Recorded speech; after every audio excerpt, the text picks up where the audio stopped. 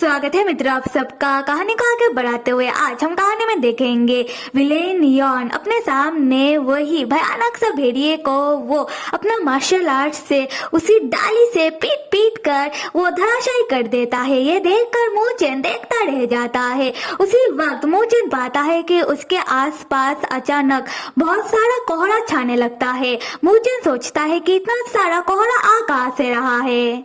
उसी वक्त हम देखते हैं कि मूचेन के पीछे एक और बड़ा सा लाल आंखों वाला भयानक सा दिखने वाला भेड़िया खड़ा है। तब यॉन मूचेन के पास आ जाता है और हम देखते हैं कि यॉन मूचेन के पास आते ही कोहरा हट जाता है और वो बड़ा सा भयानक सा भेड़िया भी गायब हो जाता है। यॉन मूचेन से कहता है कि अब सब कुछ ठीक है। मूचेन यॉन को देखकर कहता है कि भगवान का शुक्र है कि मास्टर आप ठीक हो, मुझे आपका फिक्र हो रहा था। यॉन अपने मन में सोचता है कि क्या मूचेन मुझे लेकर चिंता कर रहा था। यॉन मूचेन से कहता है कि बच्चे फिक्र की कोई बात नहीं, मैं तुम्हारा मास्टर हूँ तो मुझे कुछ नहीं हो सकता।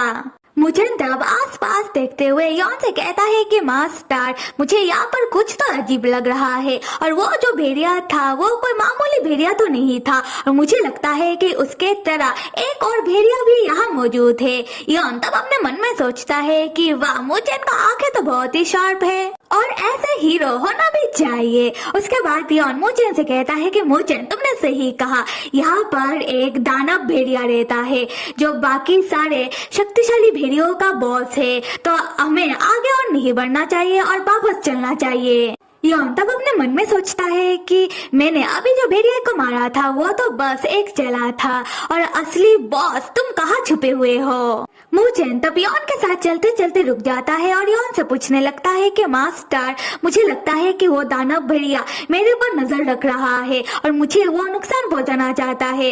मास्टर वो गांव वाले भी मुझे मारना चाहते हैं और अभी ये दानव भेड़िया भी मुझे मारना चाहते हैं। ऐसा क्यों मास्टर? मैंने तो किसी का भी कोई भी नुकसान नहीं किया, पर सब मुझे मारना क्यों चाहते हैं। यॉन तब चौंक कर मूचेन की ओर देखकर अपने मन में कहता है कि ऐसा इसलिए क्योंकि तुम कहानी का हीरो हो और हर एक मुश्किल का सामना करना ही तुम्हारा किस्मत है। उसके बाद यॉन टॉपिक को चेंज करते हुए मूचेन से कहता है कि मूचेन मुझे बहुत ही भूख लगा है, तो चलो हम जल्दी घर चलते हैं। यॉन तब मूचेन का हाथ पकड़ के चलने लगता है और मूचेन यॉन को देखकर स्माइल करते हुए कहता है कि जब तक आप मेरे साथ हो मास्टर मुझे किसी बात का कोई फिक्र नहीं। उसी वक्त हम देखते हैं कि उन लोगों को जाता हुआ पीछे से वही दानव भेड़िया देख रहा था और ये बात यॉन भी समझ जाता है। यॉन तब अपने हाथ में रखा हुआ डाली को जानबूझकर अपने पीछे फेंककर उस भेड़िए की पूंछ को घायल कर देता है। अगले सीन में हम देखते हैं कि यॉन मूचेन और मूचेन के उल्फ दोस्त सब घर आ गए हैं। यॉन मूचेन से कहता है कि मैं घर के अंदर आराम करने के लिए जा रहा हूँ। मूचेन कहता है ठीक है मास्टर। उसके बाद मूचेन फल सब्जी वगैरह रखने के लिए जाने लगता है। उसी वक्त वो आंगन में वही काल रात वाला तीर पड़ा हुआ देखता है।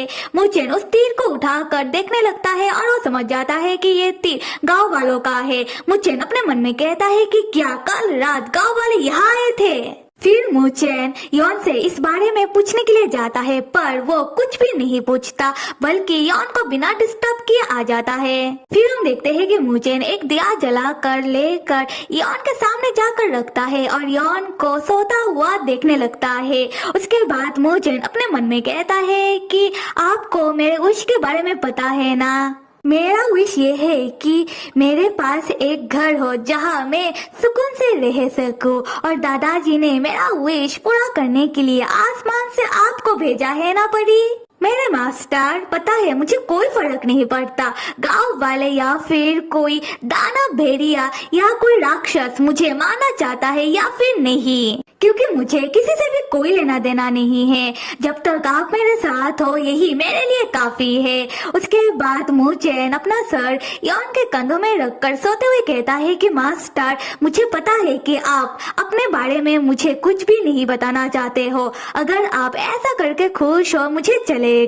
मैं तो बस यही चाहता हूँ कि हम दोनों हमेशा और हमेशा ऐसे ही एक साथ रहे। उसके बाद अगली सुबह का सीन दिखाया जा रहा है जहाँ मूचेन मोचेन नींद से जाकर कहने लगता है कि अरे आज तो लेट हो गया, मुझे मास्टर के लिए ब्रेकफास्ट भी तो तैयार करना है। तब मोचेन देखता है कि उसका मास्टर उसके पास नहीं सो रहा। मोचेन तब पूरे घर में यॉन को ढूंढने लगता है पर उसे यॉन नहीं मिलता। मोचेन तब परेशान होकर घर से बाहर आ जाता है यॉन को ढूंढते हुए कि मास्टर आप कहाँ चले गए। और यहाँ तक हमें जो समझ में आता है कि मोचेन उतना भी बेवकूफ नहीं है जितना वो दिखाता है और जितना यॉन उसे समझता है।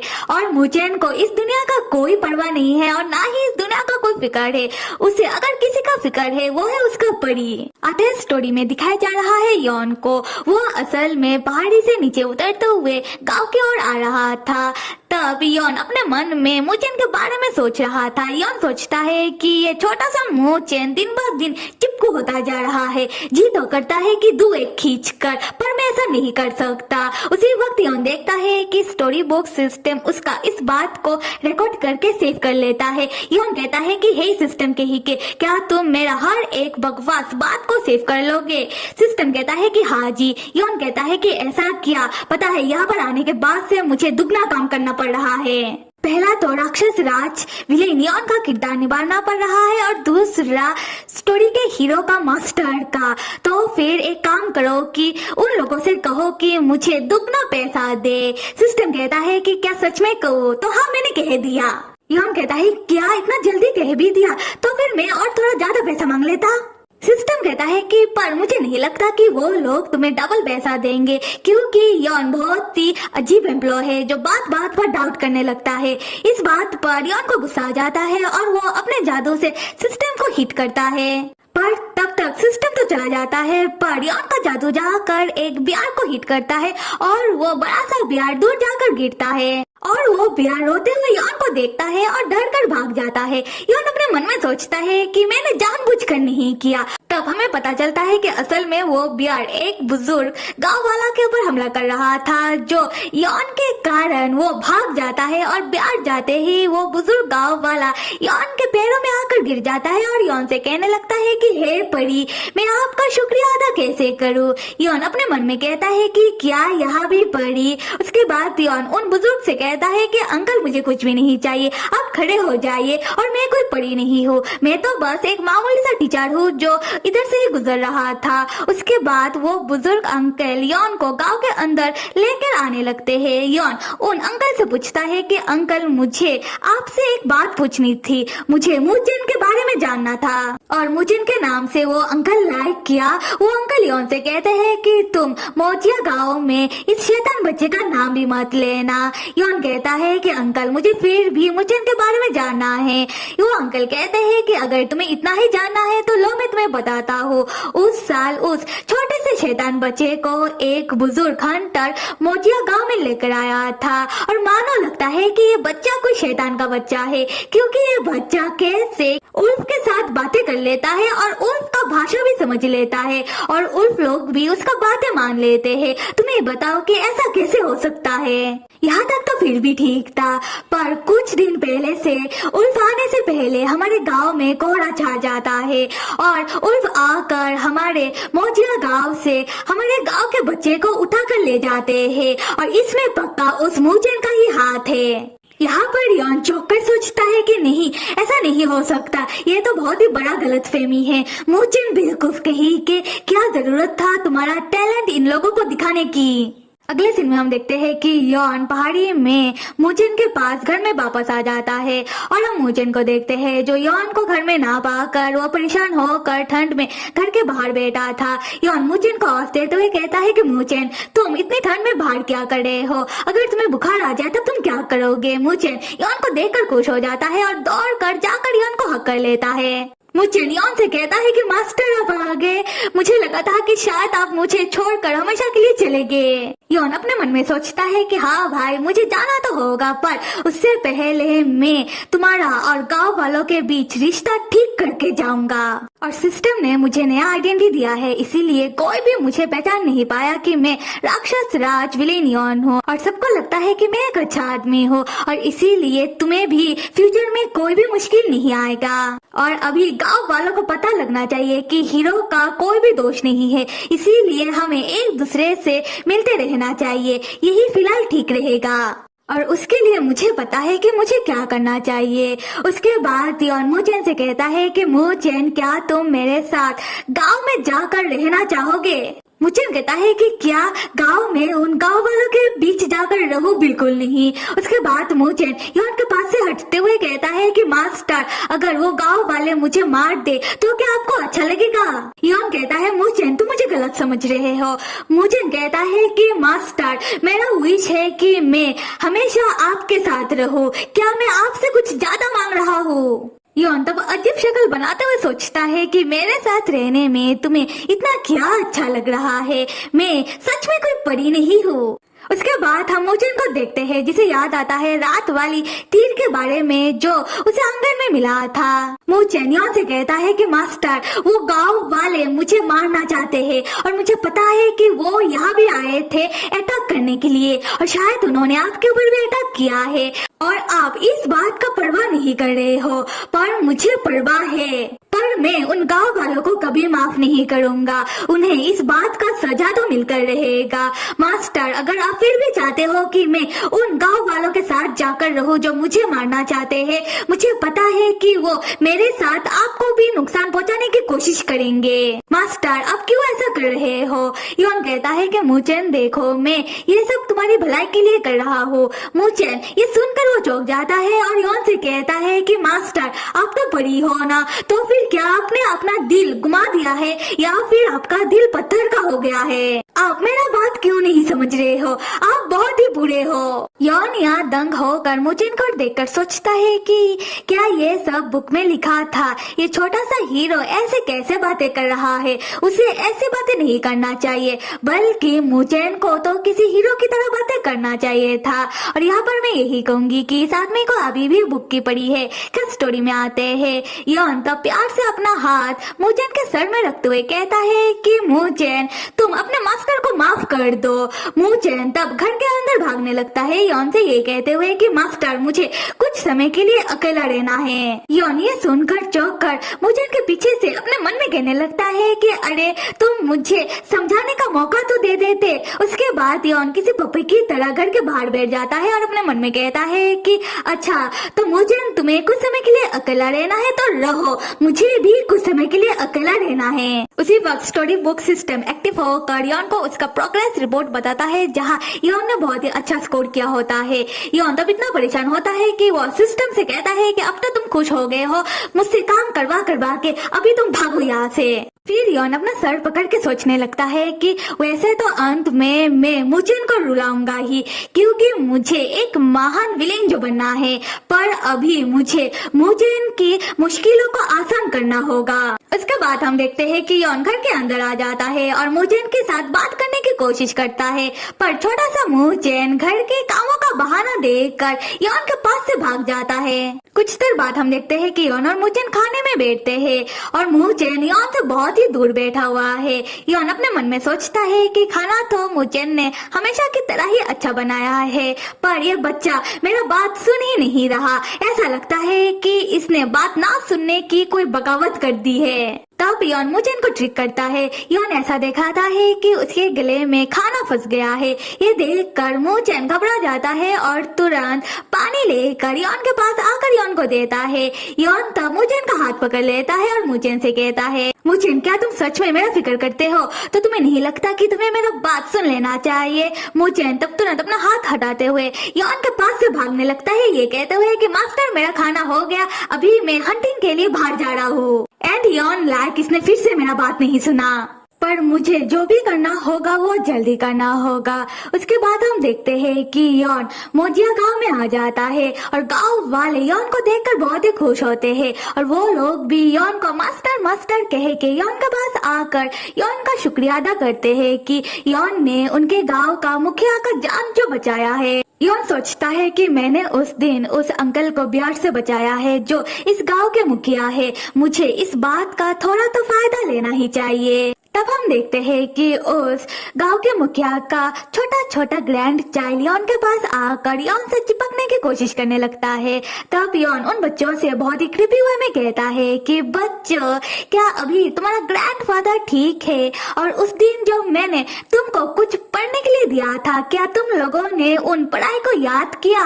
और वो बच्चे लोग यहाँ से डर के भागने लगते हैं। फिर मुखिया का बड़ा वाला ग्रैंड चाइल्ड आकर यौन से कहता है कि मास्टर, उस दिन जो आपने ग्रैंडफादर को जो दवाई दिया था वो दवाई बहुत ही कड़वा था, पर उसने असर बहुत ही अच्छे से किया। अभी ग्रैंडफादर अच्छे हैं। यौन अपने मन में कहता है कि क्या दवाई कड़वा था, क्या ये बात कहने की कोई जरूरत थी? ये देखो कि दवाई ने असर तो किया। उसके बाद यौन गांव के मुखिया उस अंकल के घर में चला जाता है। वो अंकल यौन को देखकर कहते हैं कि मास्टर, आप हमारे घर दोबारा आए, ये देखकर अच्छा लगा, और आप जो हमारे गांव वालों को मदद करना चाहते हो उसके लिए शुक्रिया।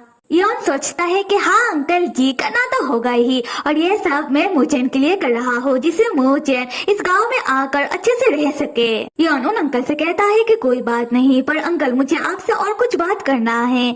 वो गांव का मुखिया अंकल जी कहते हैं कि मूचेन के बारे में है ना? अच्छा, मैं तुम्हें बताता हूँ तो सुनो। ये जो हमारा मोजिया गाँव है, यही सिर्फ एक गाँव नहीं है, यहाँ पर और भी गाँव मौजूद है, और इनका जो बिजनेस रोड है ये सिर्फ एक है, और वो उस बर्फीला पहाड़ी से होकर गुजरता है। और ये 10 साल पहले की बात है, जब उस बर्फीला पहाड़ी के उस रास्ते से कुछ लोग गुजर रहे थे, तब अचानक पहाड़ टूटकर उन लोगों के ऊपर गिर जाता है और वो लोग दबकर गुजर जाते हैं। तब कहां से अचानक हमारे यहाँ एक बुजुर्ग हंटर अपने हाथों में एक बच्चे को लेकर आता है। खैर, यहाँ पर यौन उन अंकल से पूछता है कि अंकल, क्या आपने कभी भी भेड़िया गांव का मास्टर दानव भेड़िए को देखा है? वो अंकल कहते हैं कि यहाँ पर उल्फ सिर्फ मूचेन के पास ही है, और मैं इतने सालों से यहाँ रह रहा हूँ, मैंने तो कभी दानव भेड़िए के बारे में नहीं सुना। यौन तब अंकल से कहता है कि अंकल, जरा सोचिए, मूचेन एक 10 साल का बच्चा है, और उसके साथ जितने भी उल्फ रहते हैं उनका भी ज्यादा एज नहीं है, तो वो लोग यहाँ आकर इतना तबाही मचाते हैं, और वो लोग अपने साथ यहाँ से छोटे बच्चे को उठाकर ले जाते हैं। क्या ये बात आपको थोड़ा उटपटांग नहीं लगता? मुझे तो लगता है कि अंकल, ये काम दानव भेड़िए का है, क्योंकि दानव भेड़िया ही है जो कम से कम 100 साल का होता है, और जिसके पास इतना ताकत तो होगा ही कि वो किसी बच्चे को अपने साथ उठाकर यहाँ से लेकर जाए और लोगों में इतना खौफ फैलाए। तब यौन सोचने लगता है कि यहाँ पर बहुत ही गलतफहमी फैल चुका है मूचेन को लेकर, और वो जो दानव भेड़िया है 100 साल के हिसाब से उसका भी एज ज्यादा नहीं है। ऐसे भेड़िया वो भी किसी छोटे बच्चे की तरह ही होगा। तो ये छोटा दानव भेड़िया वो छुप कर लोगों के ऊपर हमला कर रहा है और जानबूझकर मूचेन के ऊपर दोष डाल रहा है। पर वो ऐसा कर क्यों रहा है? और इस एरिया में तो सिर्फ एक ही बिजनेस रोड था जो उस बर्फीला पहाड़ में था, और पहाड़ टूट के गिरने के कारण वो रोड भी बंद हो चुका है अभी, और उस रोड से जो भी लोग गुजर रहे थे वो पहाड़ में दबने के कारण वो भी गुजर गए। सिर्फ मूचेन ही था जो बच गया, जिसको वो बुजुर्ग हंटर बचाकर अपने साथ लेकर आया। हाँ, मैं समझा। उस बुजुर्ग हंटर के साथ रहने के कारण मूचेन हमेशा उस पहाड़ में जाता रहता था, और उस पहाड़ में जाने के कारण मूचेन ने अपना बहुत सारा उल्फ दोस्त बना लिया है, और तब से मूचेन उल्फ का बातें भी समझने लगा है और उल्फ का भाषा भी बोलने लगा है, और उल्फ लोग भी मूचेन को बहुत ही प्यार करते हैं, और वो भी मूचेन का हर एक बात मानने लगे। और इसीलिए वो छोटा भेड़िया दानव जेलस है, क्योंकि उस पहाड़ के ज्यादातर उल्फ उससे ज्यादा मूचेन के बात मानते हैं, और वो डर रहा है कि मूचेन उसका प्लेस ना ले ले और उल्फ मूचेन को ही अपना मास्टर ना समझने लगे। और जैसे कि वो छोटा दानव भेड़िया छोटा है, और उसको कहीं ना कहीं लगा होगा कि थोड़ा ही सही पर मूचेन उससे ताकतवर होगा, तो उसने सोचा कि वो गलतफहमी पैदा करके इंसानों के हाथों ही मूचेन को मरवा दे। उसके बाद यौन गांव का मुखिया अंकल से कहता है कि अंकल, क्या मैं आपसे कुछ पूछ सकता हूँ, और इससे आपके मोजिया गांव में जो भी खतरा आया है वो टल जाएगा। फिर यौन अपने मन में कहता है कि अब मैं जो सोच रहा हूँ वो सिर्फ एक विलेन ही सोच सकता है। तो फिर मेरे प्यारे मित्रों, कहानी को आगे देखने के लिए आप सब लाइक, सब्सक्राइब और कमेंट करना तो बिल्कुल भी मत भूलिएगा। Till then stay with me and see you.